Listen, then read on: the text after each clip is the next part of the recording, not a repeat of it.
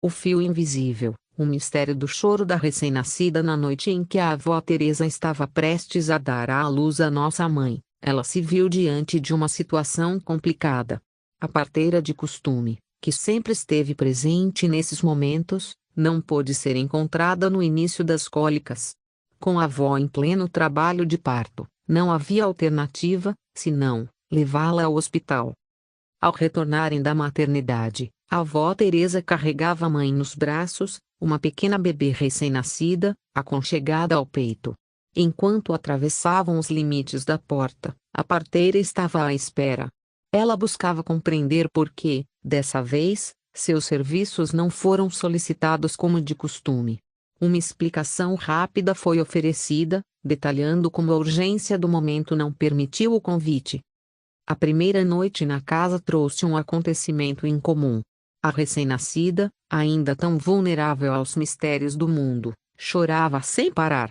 Era um choro que revelava um sinal de desconforto e inquietação. A avó, exausta do esforço do parto e das últimas semanas, procurava decifrar os motivos do choro incessante. A ajuda do avô Luís surgiu de repente, como um caçador percorreu todo o quarto e vislumbrou algo quase invisível, um fio de linha, ocultamente suspensa sobre o berço, como uma teia de aranha que havia se infiltrado no espaço da bebê. Uma visão tão delicada, mas trouxe o entendimento. O fio, quase imperceptível, causava cócegas, provocando seu choro incessante. Instintivamente, o vô alcançou uma tesoura e cortou o fio, libertando o berço do intruso invisível. Foi um gesto simples, que imediatamente trouxe alívio e eles puderam ficar em paz. Alguns dias depois, retornou a parteira, sua figura marcada por uma mudança dramática. Um de seus braços vigorosos, agora estava ausente, como se a própria vida a tivesse impingido uma transformação abrupta e inesperada. O lobisomem na calada da noite, quando a escuridão envolvia a paisagem, histórias aterrorizantes de lobisomens emergiam das sombras, enviando arrepios pela espinha de todos que ousavam ouvir. Uma dessas histórias ocorreu quando Bé voltava de um baile de Paulínia, em meio às primeiras horas da madrugada, entre 4 e 5 horas. Ele viu uma fogueira ardendo no horizonte, ao lado de um vulto misterioso de costas. Sua curiosidade o levou mais perto, e quando o vulto virou de frente, um tremor gélido percorreu seu corpo. Diante dele era um homem, mas não um homem comum, um homem peludo e selvagem, que parecia saído dos cantos mais sombrios da imaginação.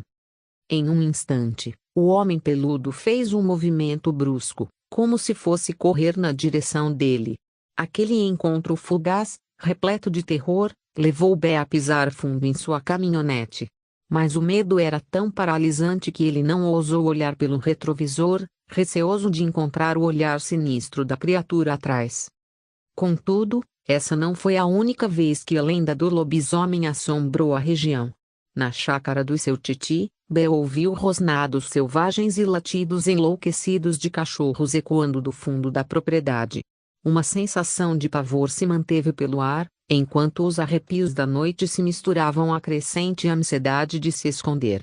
Também desta vez, não teve coragem de olhar e se certificar do que se tratava.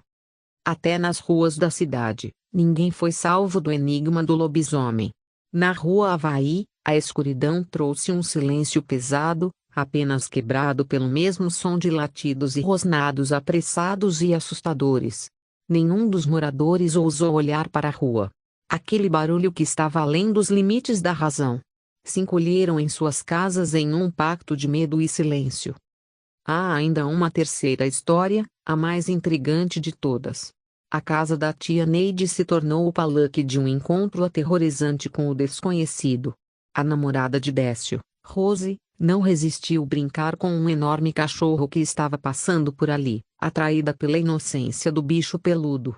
Décio, porém, repreendeu-a rigorosamente, avisando sobre o perigo de chamar cachorros estranhos para perto. Logo em seguida se despediu e foi embora. Rose foi se deitar, pois já era tarde. E então, o que aconteceu naquela noite foi além de qualquer compreensão. O portão treliçado ao lado da casa começou a balançar inquietantemente. Um pulo audível rompeu o silêncio da noite, seguido por um som arrepiante. Os ruídos aumentaram, dando lugar a rosnados e riscos que repercutiram pela parede da casa.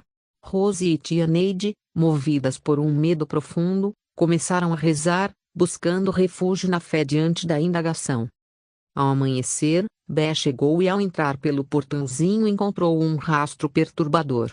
Um pacote de presunto e queijo estava cuidadosamente posicionado sob a janela, enquanto marcas profundas de garras marcavam a parede. A terra desalojada da parede que caiu no chão testemunhou a ferocidade do ataque noturno. Um arrepio percorreu a espinha de todos que ouviram essa história, uma sensação de que algo incompreensível e aterrorizante espreitava nas sombras daquela noite. O encontro macabro no matagal e a tenebrosa história que saiu dos lábios da tia Esméria fazia todos se encolherem em pensamentos. Ela relatou os horrores vivenciados por um casal conhecido, em uma noite em que a escuridão se tornou o cenário de seus pesadelos mais sombrios. Era uma noite como qualquer outra, exceto pela aura pesada e opressiva que prenunciava algo temeroso. A festa estava animada, mas o marido sentia um desconforto crescente. A tia Esméria descrevia como ele insistia que era hora de partir, mas a esposa repetia, com uma voz quase hipnotizada: espera um pouquinho, espera um pouquinho. O ambiente iluminado e festivo deu lugar à escuridão, e o casal finalmente partiu. Em meio à vegetação densa e oculta, foi que o pesadelo se materializou.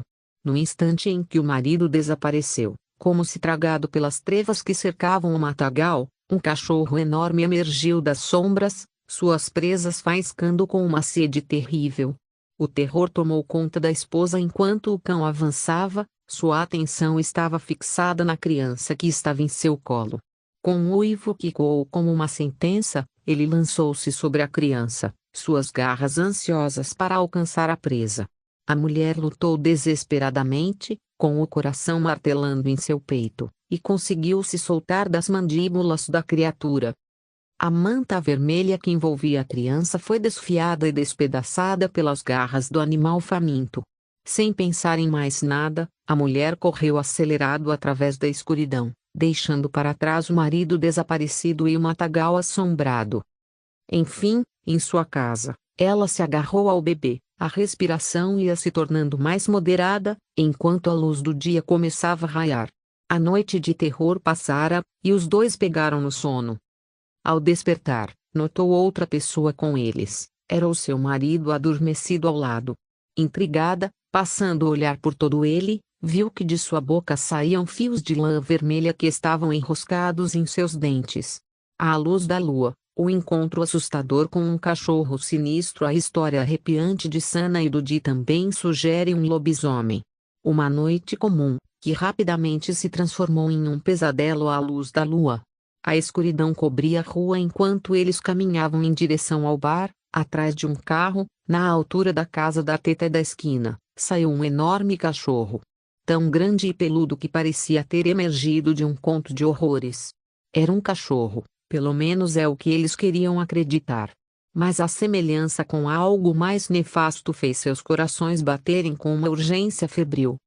Os olhos ocultos do animal os capturaram, lançando um brilho ameaçador que parecia perfurar a alma.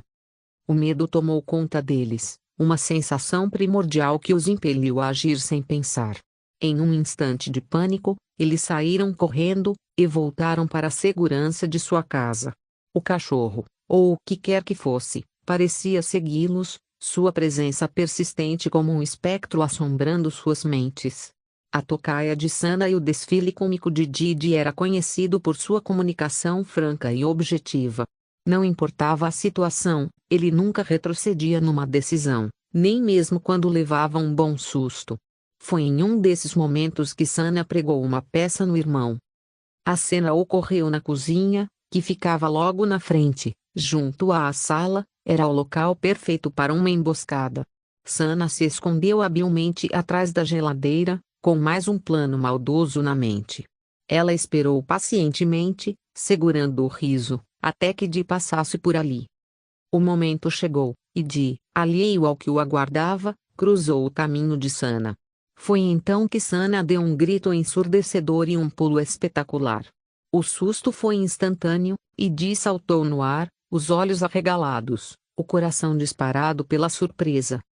Mas aqui está o detalhe interessante: ele era tão orgulhoso que, mesmo após levar um susto daqueles, ele não estava disposto a mostrar seu medo. Então, em um esforço para disfarçar, ele começou a pular e a cantar. Os sons que saíram de sua boca eram uma estranha mistura de gritos e cantaroles, uma tentativa desesperada de parecer destemido.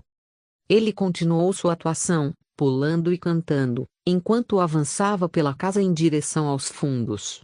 Seu rosto estava vermelho de constrangimento, mas ele não colocou o orgulho de parte, nem mesmo sob pressão.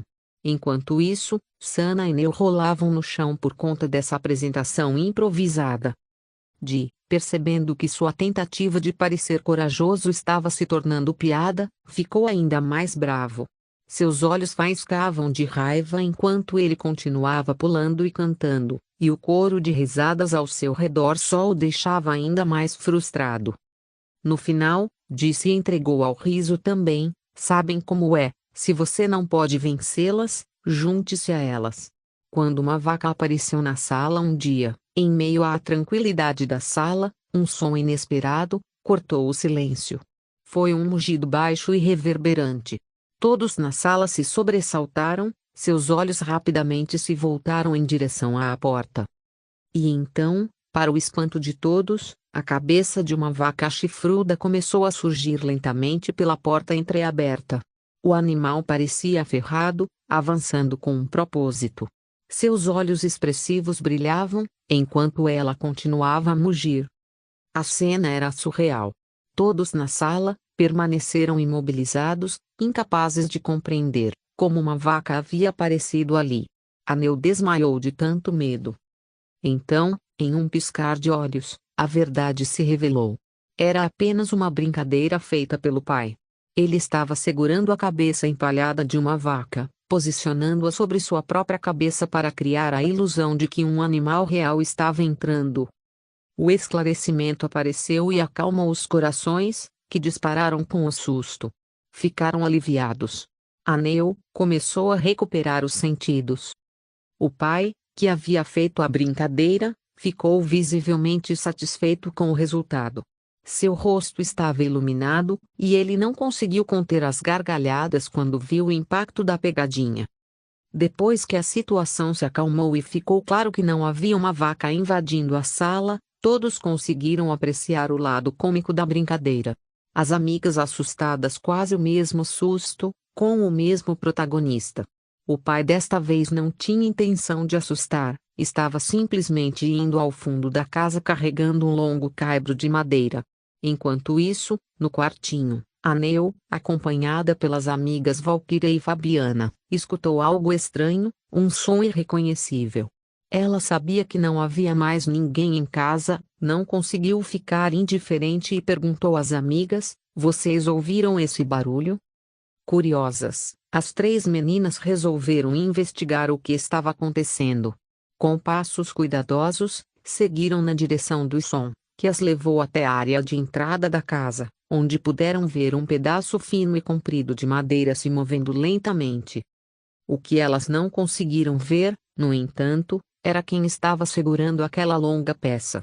A incerteza e a falta de visão transformaram aquele objeto comum em algo misterioso e ameaçador aos olhos das meninas. O medo começou a se infiltrar, como uma sombra fria e paralisante na mente das três meninas. Movidas pelo instinto de proteção, sincronizadamente, uma subia sobre a outra, formando um amontoado humano, enquanto continuavam a gritar e gritar. O pai, por sua vez, ficou totalmente confuso com o impacto que seu movimento havia causado. Ele carregou o caibro com seriedade, concentrado em sua tarefa, sem perceber o estado de medo em que sua filha e amigas se encontravam. Foi somente quando as meninas explodiram em gritos e exclamações que ele finalmente interrompeu sua atividade e perguntou, com uma expressão encabulada: "O que foi?" Sua voz denotou genuína falta de entendimento da situação. As meninas, ainda em estado de choque, Queriam explicar o que haviam imaginado, mas suas palavras eram confusas e cheias de acanhamento. Para elas, aquele momento havia sido uma experiência intimidadora. O pai, por outro lado, não tinha a menor ideia do efeito que seu simples ato havia causado. Para ele, era apenas mais um dia comum em sua rotina doméstica. Aos poucos, a tensão se dissipou, e as meninas começaram a perceber a natureza inofensiva do que testemunharam. Foi uma lição sobre como o medo pode distorcer a realidade. O desaparecimento da mãe quando crianças. Assim que começávamos a brigar, a mãe não queria perder o controle da situação, então apelava, às vezes queria desaparecer. Eu vou desaparecer. E ela simplesmente sumia da nossa vista. Era um jogo que ela gostava de fazer, um jogo de esconderijo. E sempre, isso tinha um efeito poderoso em nossos pequenos corações. Quando ela começava a falar sobre desaparecimento, a tensão crescia. Rapidamente, deduzimos que ela tinha se escondido, mas não podíamos evitar sentir uma pontada de preocupação. A intenção dela esperava que começássemos a procurá-la e ficássemos angustiados com seu desaparecimento. Alvoroçadamente ao procurá-la, nos culpávamos mutuamente e dizíamos coisas como: "Você vê? É sua culpa, a mãe se foi por sua causa." Era um redemoinho de emoções que nos unia em busca pela mãe desaparecida. Uma vez, a mãe decidiu elevar o jogo. Em vez de apenas se esconder em algum canto da casa, ela saiu para caminhar pela rua. Para nós, essa foi uma virada de jogo surpreendente. A Sana espiou pelo furinho da porta de madeira e viu quando a mãe saiu de casa. O desespero nos atingiu em um nível mais profundo dessa vez. Piamente acreditávamos que a mãe havia partido de verdade. Lágrimas correram, enquanto nos perguntávamos em desespero o que diríamos ao pai. Cada um foi para um esconderijo diferente na casa, buscando uma espécie de conforto. Um se escondeu no guarda-roupa, outro se encolheu debaixo da cama, cantinho da geladeira, embaixo da mesa. Finalmente, após um longo período, a mãe voltou. Dessa vez, ela havia se demorado, tornando a experiência mais amarga. Era um jogo composto por medo e amor. Não houve necessidade de repetição, sempre que ela ameaçava, parávamos de brigar imediatamente. Fantasma no telhado. Todos estavam no quintal, curtindo a noite, quando de repente a Sana teve uma ideia brilhante: subir no telhado da casa pelo corredor. Ela nem precisou de uma escada, escalou as paredes como os gatos. Lá foi ela, no topo do telhado, coberta com um lençol, bem em cima da porta de entrada da copa. Ela parecia um fantasma, balançando os braços embaixo de um lençol branco, sem dizer uma única palavra. E o mais incrível é que ninguém a notava. Como assim? Mas a Sana não estava satisfeita em ser apenas uma fantasma silenciosa. Para ser percebida, bateu o pé contra o telhado, com força, e o primeiro a olhar para cima foi Salvador. Ele ficou lá, imóvel, tentando entender o que diabos estava acontecendo. Enquanto isso, as outras crianças, Gabriela e Camila, olharam na direção para onde o Salvador estava olhando e, devido ao susto, correram para o canto do quintal, junto à janela do quarto da mãe. Elas eram exatamente personagens de filmes de terror fugindo do monstro. Abraçadas e tremendo de medo, ficaram ali, acuadas, até que alguém foi socorrê-las. E o que Sana faz nesse momento? Ela simplesmente não conseguiu mais conter o riso e revelou sua identidade para todos, que a seguiram com suas gargalhadas. Um terrorzinho no churrasco. Só para variar, era uma noite de churrasco, todos reunidos no quintal da casa da Sana. Tudo parecia normal, até que Sana teve a ideia de assustar, como era do seu feitio. Ela entrou em casa e, como se estivesse prestes a participar da tradicional doces ou travessuras de uma noite de Halloween, vestiu uma roupa completamente preta. Além disso, colocou luvas pretas e pegou emprestado uma máscara de motoqueiro do Guilherme. Mas isso não era tudo. Para aquele toque extra de bizarrice, ela colocou um volume nas costas para parecer uma corcunda, pegou um saco preto, cheio de qualquer coisa e amarrou-o na ponta de um cabo de uma vassoura, pôs sobre as costas. É impossível não imaginar essa cena. Quando Guilherme viu aquilo surgindo no quintal, vestida de supervilã monstra, uma autêntica mostra de filme de baixo orçamento, sua primeira iniciativa foi agarrar uma cadeira, com a intenção de quebrar na cabeça da criatura inimiga. Em outro canto, a pobre Gabriela não estava achando nada engraçado. Ela começou a chorar copiosamente, transformando toda a situação em um verdadeiro drama de terror. Mas não foi só a Gabriela que se assustou com a brincadeira da Sana. Todos se assustaram, inclusive suas filhas, já acostumadas com esses repertórios. Até que tudo ficasse esclarecido e a Sana não tivesse os miolos amassados pela cadeirada do Gui. Nesse dia a família presenciou um dos sustos mais famosos da Sana. E claro, como tudo no Brasil termina em pizza, nesta família tudo termina em risada. Sana e seu rato de bombril. A Sana tinha uma certa habilidade para promover sustos. Uma de suas artimanhas favoritas era moldar um bombril simples no formato de um rato. Não dava para negar que sua criatividade tinha um toque próprio. Ela pegava o bombril, dava-lhe a forma de um ratinho, prendia uma linha e, com uma mão hábil, conseguia fazer com que o rato de bombril ganhasse vida, deslizando repentinamente pelo chão. E não importava onde estava, Sana aproveitava todas as oportunidades para assustar as pessoas com sua criação engenhosa. Na casa da Tata, lá no Taquaral, essa brincadeira alcançou um novo patamar de sucesso. Em pleno dia de comemoração, ela pegou seu rato de bombril e começou a dar-lhe movimento. As pessoas estavam reunidas, provavelmente em um clima de alegria e descontração, quando Sana decidiu lançar seu ataque surpresa. E pôs todos a saltarem com gritos de pavor, enquanto ela, escondidinha num canto, se contorcia de rir. Outra amostra foi na casa da Neu, em Jaboticabal. Todos estavam se divertindo na piscina, aproveitando o calor do dia. Sana, como de costume, estava preocupada com seus truques. Ela escondeu, então, um lagarto de borracha embaixo da mesa e, com uma rapidez incrível, colocou-o na perna da Tata.